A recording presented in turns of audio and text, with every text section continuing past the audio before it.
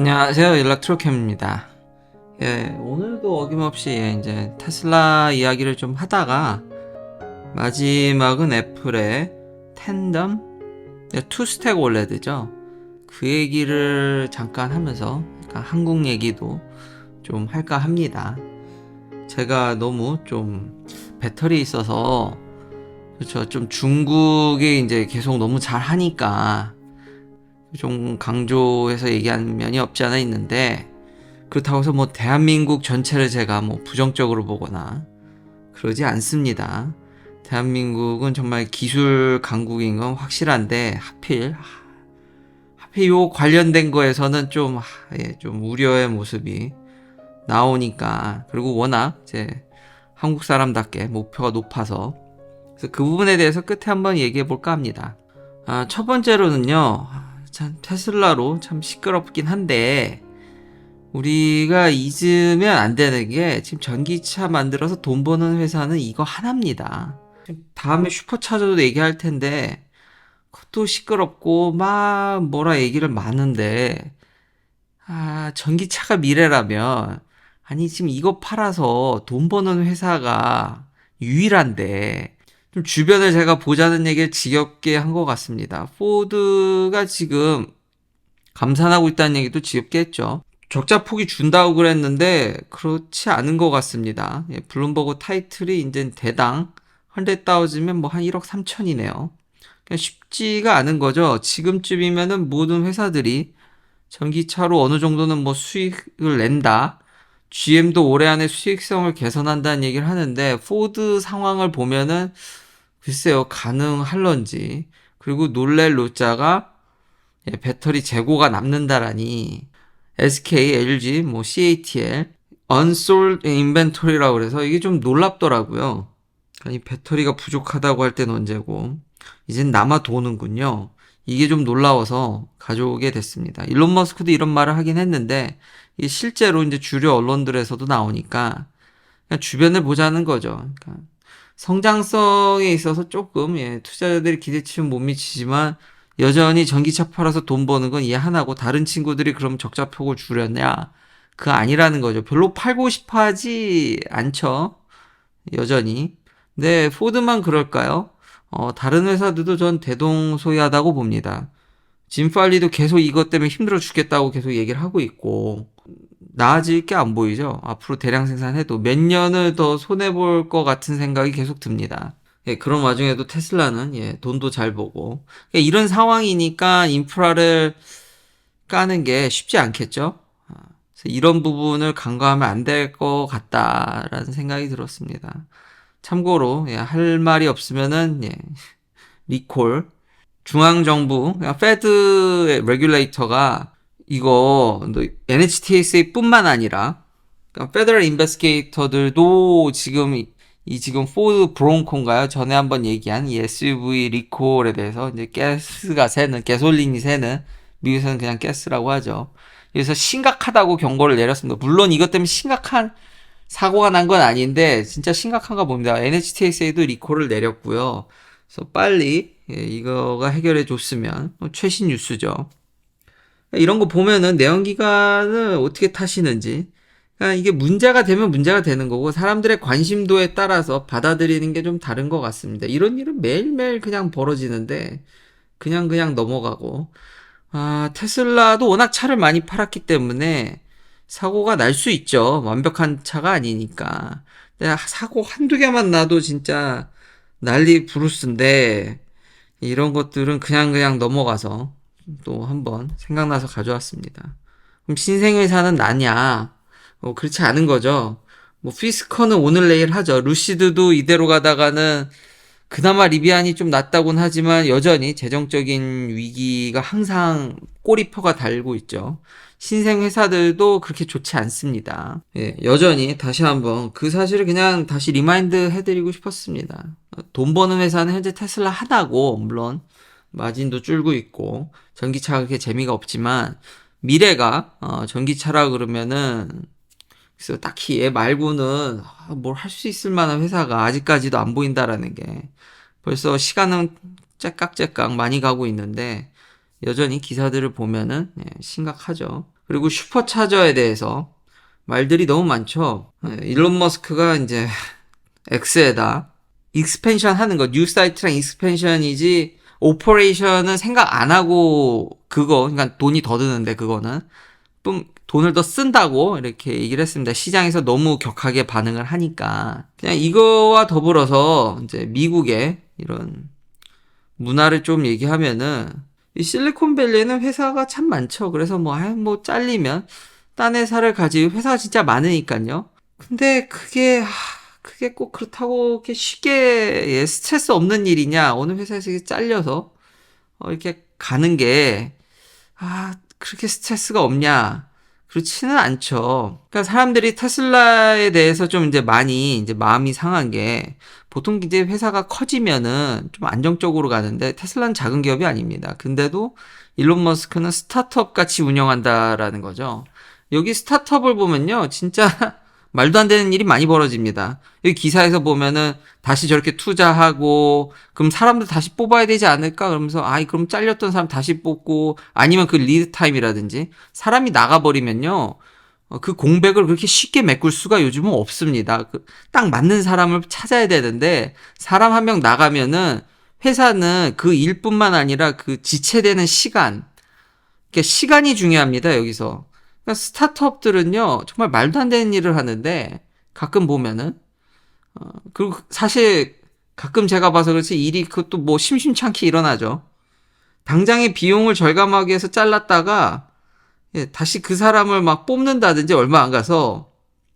근데 왜 이런 일이 일어나냐면은 그리고 굉장히 근시안적으로 스타트업들은 좀 보는 면들이 있습니다. 왜냐하면 자기가 길게 산다는 이 생각을 못 하거든요. 그래서 상상 초월하는 일들이 여기서 많이 벌어집니다. 나중에 시간이 되면. 그러니까 초점은 어떤 일을 하는데 되게 비효율적인 일을 하는데 왜 저렇게 하지라고 보면은 이 회사는 내가 그때까지 살 수 있을지를 모르는 거예요. 그러면은 그게 납득이 되거든요. 그런 예들이 진짜 많은데, 일론 머스크도 너무 좀, 그런 식으로, 근데 그렇게 하면은 아까 말한 사람들이 스트레스도 많이 받고 좀 일사불란한 면들 그리고 스크리닝 효과라든지 그런 면을 더 기대할 수도 있겠죠.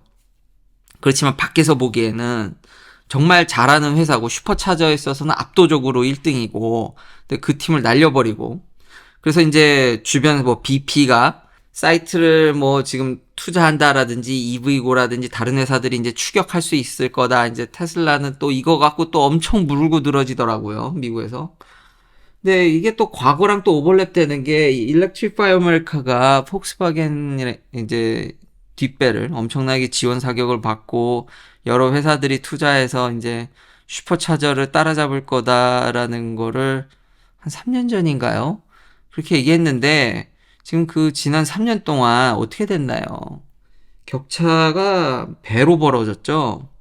일단 그러니까 너무 이렇게 호들갑 떨지 말고 물론 약간 테슬라의 슈퍼차저 팀에 대한 좀 아쉬움이 일론 머스크의 결정에도 저도 조금은 아쉬움이 있지만 일단 우리 차징 환경에 대해서 미국에서 이걸 들으시는 한국에 계신 분들 많이 체감을 못하겠지만 여기 제발 차징 환경에 대해서 좀 재고 좀 나아지게 해준 다음에 말만 이렇게 요란스럽게 하지 말고 좀 나아진 다음에 얘기해도 늦지 않지 않을까. 이미 과거 사례들이 많다. 이러나 저러나 제가 볼 때 격차가 줄어들 일은 없어 보입니다. 그래서 얘기를 하게 됐습니다. 그리고 이 회사는 이것만 잘하는 게 아니죠. 슈퍼차저만. FSD도 자율주행적인 것도 엄청 잘하죠. 저도 너무 잘 쓰고 있고요. 진짜 미친 듯이 잘 쓰고 있는데 홀마스 카달로그가 일론 머스크가 이분하고 많이 대화를 X에서 잘 많이 하죠. 보면은 이제 사이버 트럭도 FSD가 몇 달 안에 된다고 얘기를 합니다. 그렇죠. 그러면은 제가 받아야겠다라는 생각이 막 불현듯 드는데 저도 차종에 이제 상관이 없이 이게 진짜 핵심이라고 생각을 합니다. 제 와이프도 이번 최신 버전에 완전히 반해서요. 근데 모델 X랑 다른 게 있더라고요. 초음파 센서가 있으면은 오로팍에 있어서 옵션이 두 개더라고요. X에는 그런 게 없거든요. 그러니까 비전 쓸래 아니면 스탠다드 쓸래. 그거 좀 신기하더라고요. 스탠다드는 아마 초음파 센서를 좀 같이 연동해서 쓰는 건가요? 모르겠습니다. 테슬라 소프트웨어는 너무 변화무쌍하게 계속 업데이트가 되고 자율주행도 계속 업데이트가 돼서 저도 스포일이 되고 있는데 하여튼 이게 차에 갖고 있는 하드웨어마다 다르고 진짜 몇 주마다 성능이 막 바뀌고 심지어 성능뿐만 아니라 소프트웨어도 바뀌어서 제가 대략적인 것만 발전을 잘 하고 있다라는 것까지 제 느낌만 전달해 드릴 뿐 상황이 미국에서도 이게 소프트웨어가 그렇죠. 그러니까 굉장히 이게 세밀한 케어도 되면서 하드웨어마다 업데이트도 다르고 아니, 우리 아이폰 보십시오. 그 아이폰은 진짜 최신 폰만 아니라 여러 폰을 업데이트해주고 전자기기들이 다 그렇지 않습니까? 팔아놓고 업데이트하는 것부터 해서 각 하드웨어별로 업데이트도 다르고요. 이미 그런 단계에 접어들었다고 생각이 됩니다. 그리고 홀마스 카탈로그가 메르세데스 벤츠가 레벨 3라면서요. 그걸 가지고 똑같은 길을 이걸 유튜브 영상을 올리셨더라고요. FSD랑 이게 비교를 했는데 저는 잘 이해가 안 되는 게 물론 이게 완벽한 게 아닙니다. 그러니까 우리가 막 완전히 그냥 얘한테 100% 맡기고 이렇게 하면 좀 아직 위험하죠. 위험한데 너무 잘하거든요. 그러면서 이제는 뭐 다른 회사들도 웬만큼 하지 않냐 저렇게 레벨 3라고 얘기하는데 뭐 말도 안 되는 이게 사실 다른 회사에 모르겠습니다. 메르세데스 벤츠 이번에 레벨 3 이제 벤츠 S 클래스나 최상위 이제 EQS나 이런 데 들어가는 거 말고는 사실 저는 그게 크게 의미가 없다고 보거든요. 그걸 돈 주고 왜 사는지. 왜냐면 사고가 나도 잘 보시면요. 매뉴얼을 보면은 최근까지도 제가 작년까지도 보면 사고가 나는 걸 경감시켜주지 피해주거나 완전히 뭔가 그렇게 특별히 그렇게 막 혜택을 주는 걸 못 느끼겠습니다. 그냥 옵션 돈 받아 먹으려는 전 자동차 회사들의 수작이지 않을까라는 생각들이 들 정도로 진정으로 저한테 그게 크게 의미가 있는 건 FSD 말고 여태까지 느껴본 적이 없습니다. 물론 응급 브레이크라든지 그렇죠. 그게 이제 작동을 해서 도움을 받으시는 분들도 있는데 그게 파인 프린트 잘 보면요. 그게 100% 이렇게 못 막아줘도 그것 때문에 뭐 이렇게 잘못되거나 이런 거를 제가 뭐 이렇게 회사한테 뭐 할 수가 없습니다. 내연기관에서 하는 옵션들. 그러니까 내가 사고의 피해를 확실히 덜어주는데 도움이 된다라는 느낌으로 그걸 달아야지. 뭔가 이거 있으니까 내가 사고가 안 날 거야 라고는 안 되거든요. FSD는 근데 제가 느끼기에 그거보다는 훨씬 더 안 나게 만들어주는 것 같거든요. 근데 이거 비교할 걸 결론은 그 시내 주행 했는데 레벨 3라고 얘기했는데 그 유튜브 영상 보시면 아시겠지만 막 한 40번 이상 개입을 합니다. 거기다가 여전히 핑퐁을 하더군요. 라인을 이렇게 따로 가는데 중앙을 못 잡고 그 예전에 그 못된 버릇 있지 않습니까? 왼쪽 라인 치면 오른쪽으로 살짝 이렇게 가는. 그래서 약간 왔다 갔다 하면서 가는. 그래도 중앙을 잡으려는 것도 좀 코너 될 땐 보이는 것 같긴 한데 여전히 그게 조금씩 보여서 이거 어느 세월에 여기는 지금 AI 트레이닝으로 계속 이게 업데이트 되는데 이거 비교가 되는데 여전히 어떤 분들은 크게 차이 나지 않냐라는 얘기를 아무렇지 않게 얘기하시는 분들도 계셔서 제가 볼 때는 하늘과 땅 차이인 것 같은데 그리고 이런 구조로는 구조의 문제지 개선이 거의 제가 봤을 때는 이게 힘들 것 같은데 그래서 다시 한번 리마인드 해드릴 겸 얘기를 한 거고요. 그리고 마지막은 애플의 텐덤 투스택 올레드죠. 두 개를 겹쳐서 만든 올레드입니다. 당연히 삼성하고 LG가 만든 거고요. 대단합니다. 제가 박사 때 옆에 이 올레드 대가가 있어가지고 랩에 그래서 그때 얘기도 많이 하게 되고 관심도 있었는데요. 이 올레드라는 게 쉽지가 않죠. 지금 보면은 소자의 이게 사이즈도 다 다르죠. 왜냐면은 이게 블루를 만들기가 제일 어렵습니다. 그 블루가 빨리 타버려, 친한, 그쵸, 동료가, 이런 컬러를 매칭한다든지 그런 시뮬레이션도 했던 기억이 나네요. 그러니까 소자 개발도 하면서, 다 새 소자가 완벽하면 좋겠죠. 근데, 아니, 요 물질들, 올레드에 들어가는, 왜냐면 이런 물질들이 사실 미국 기업 쪽이 원처해서 근데 이걸 완전히 대량 생산하고 상용화한 거는 한국 기업이죠. 근데 프리커서들은 옛날에 미국 기업에서 왔는데 그거를 이제 퀄리티를 일본 기업도 있군요. 그러니까 이런 재료들의 퀄리티를 올리는데 한계가 있어서 이게 올레드가 되겠나 싶었는데 이런 공정의 개선이라든지 이런 게 제작에 그러니까 재료가 완벽하지 않아도 설계라든지 이런 디바이스 이것도 일종의 디바이스죠. 빛을 내는. 왜냐면 공정이 뭐 거의 반도체 비스무리 요거랑 이제 비슷하게 얘기되는 게 이제 마이크로 LED인데 그 얘기까지 다 하긴 할 텐데 이런 패키징을 잘 해서 여기까지 왔다라는 게 정말 놀랍고 제가 하고 싶은 얘기는 뭐냐면 이게 블루가 너무 빨리 타버리니까 그래서 이걸 키운 거고 근데 이제 원하는 밝기라든지 수명 이런 게 안 나오니까 그럼 두 개를 겹치다가 더 많이 넣으면 되는 거 아니야.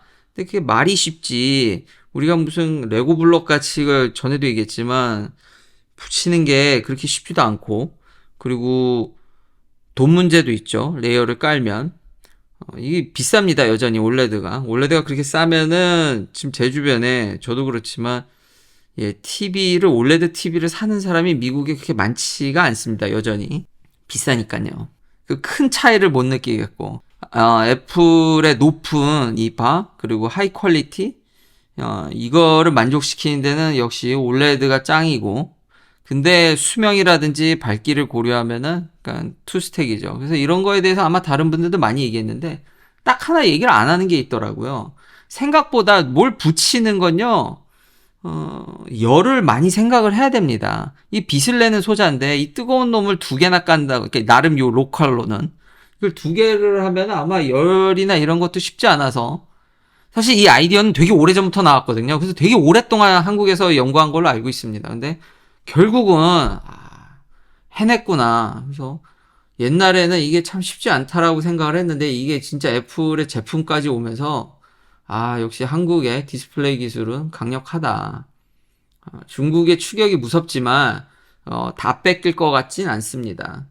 이렇게 단순히 어떤 기술 하나 간다 그래서 만들기 쉽지 않습니다. 그 환경이 돼야지. 제가 계속 얘기하는 게 반도체 같은 거 보십시오. 안 되지 않습니까? 중국. 그거 쉽지 않습니다. 아무리 돈을 때려 넣어도 여기도 규모도 만만치 않고 많은 사람들이 도와줘야 되는데 카피를 해가도 쉽지 않은 면들이 있습니다. 그러니까 인프라가 진짜 중요한 거죠.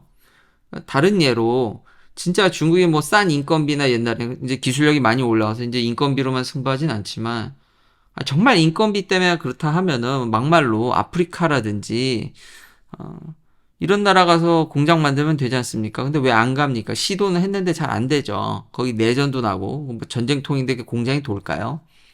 여기 인건비 싼 걸로 치면 멕시코도 있는데 테슬라도 기가 멕시코로 한 해 만에 근데 자동차 회사들 거기 많이 있죠. 근데 이렇게 미국하고 이렇게 보면은 도로 깔고서 하지 않습니까? 인프라가 돼야지 그 도로는 누가 깝니까? 이거 정부가 깔아주나? 이거 사기업들이 까는 것 같던데 멕시코도.